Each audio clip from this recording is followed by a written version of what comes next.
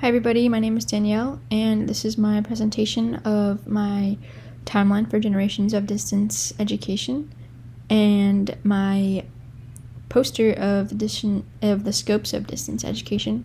I will also show you how I embedded it into my course ePortfolio, and so I'll get into the timeline right now. This is my timeline of the 5 generations of distance education.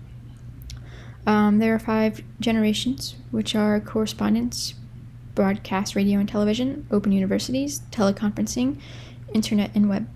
I color-coded them. The first one is red, second blue, third green, fourth orange, last purple. So here's my timeline, and I will get into it right now.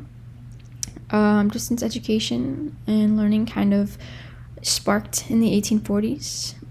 It was actually an idea by Isaac Pitman, who was a teacher of the English language in the UK.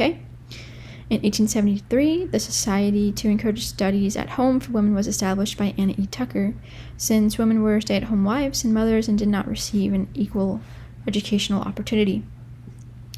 In 1892, the first school of DE was the University of Chicago.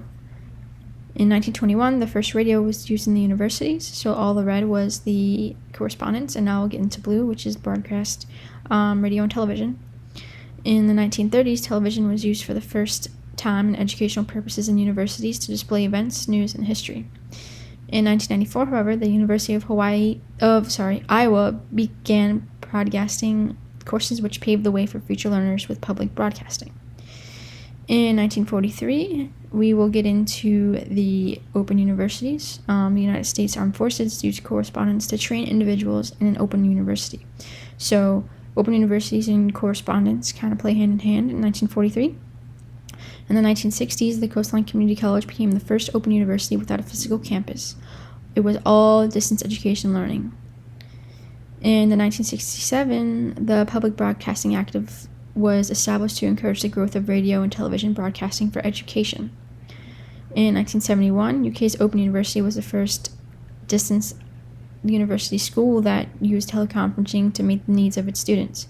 Distance education kind of enables more students per university, so at the UK's there was over 224,000 students. In 1971, we get into the internet and web. In 1971, the first microprocessor for computers was made by Federico Faggin, which sparked an uproar in computer technology and education. And in the 1990s, going on to this day, the World Wide Web was presented, uncovering a whole different way of distance learning. All the events kind of show the evolution of distance education, the generations, and how it is so evolved today with computers and the web and Safari and Google and everything, like literally right in the hands of all of us with phones and laptops. It kind of, all of these important factors have established what we know as distance education today. So that is my timeline, and I will get into my scope poster right now.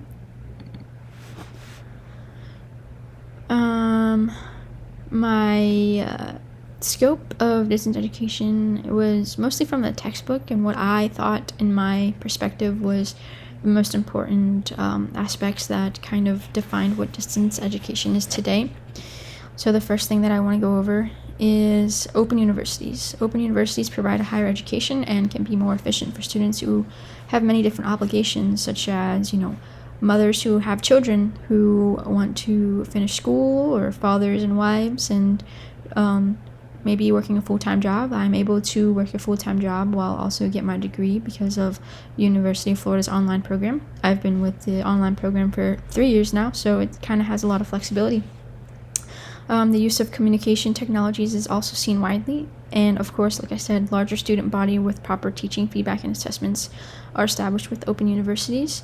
As much as you can do as an on-campus student, I can do online. So that makes it even a greater population for students all across the country and even the world. We see some people that are in a different country than us learning from the same university as us, which is pretty crazy to see. but it's all thanks to the distance education. The second aspect that I want to kind of depict is the interactives, like radio and television. It has been beneficial for online learning and students. It's used in education as good resources when it comes to lessons, topics, and lectures. And everybody that is in school uses these interactives, including kindergarten to 12th grade, military, and others, by transmission of links, podcasts, etc., etc. The third aspect is independent studies. Of course, as a distance learner, you have to be very independent and be able to access all of the necessary tools and projects and quizzes and assessments that you need to, textbooks. So accessibility is information and is easy for anyone to use. There are over 100 universities in the U.S. alone that offer independent studies, which is online courseware. And independent studies kind of guarantees that distance education is easy and easily accessible in order to gain a greater population, which explains all of the students that are able to be an online learner compared to on campus. So the fourth aspect is the web. Obviously, the web is pretty vital to when it comes to distance education. All of our coursework is on Canvas or Edmodo or whatever the universities use, but we would be nothing and not as established if it wasn't for the web. Everything is at the tips of our fingers. Like, we could search for directions, for the weather, for recipes, everything. The use of YouTube, Canvas, Google, which I have highlighted here, though it has become one of the most prominent tools in education system, especially when it comes to distance learning. YouTube, Canvas, Google Docs, Google Slides, presentations. We would see nothing of that if it wasn't because of the web. And lastly, the thing I want to highlight is usability. It's not really highlighted in our textbook, but I feel like it kind of sums everything that deals with distance education. So usability is defined as the measure of how easily someone is able to use a website. Usability is measured by human behavior. Website usability is not just about making sure everything on the site works, but how quickly and easily visitors are able to make use of their site or creation. In which case, the easier to use, the more attention you draw to your intended audience. For example, we all know that Canvas is very usable for us. We can find all of our coursework, our exams, quizzes, anything that we need is literally all right there, very usable, very dominant. So I feel like usability is really a main aspect that wasn't really mentioned in our textbook in the first couple chapters, but I feel like it's very important. So I kind of threw that in there for a scope, which I think is very important to the whole distance education. And over here I just have the sources. I just use a textbook, Distance Education, A System View of Online Learning, Michael Moore and Greg. I will then show you how I kind of embedded my projects into the course ePortfolio under history and scope, of course, because we have the history, which is a timeline, and we have my scope, which is the poster. And I just kind of depicted in a couple sentences of what each of them mean. I did both of them through Canvas, through Canva. So, 5 generations of distance education. My timeline includes the important events that happened starting from the 1900s to modern day that positively impacted distance education. I use the 5 generations to highlight important factors in each one that contributed to distance education that we are all well aware of to this day. And of course, for the scope, my poster exhibits the scope of distance education in 5 categories in which I thought were deemed the most important. Listed I have open universities, interactivities, independent studies, the web, and usability.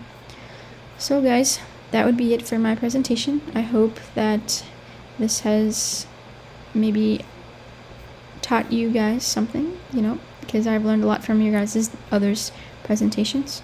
But yeah, that's about it. Thank you.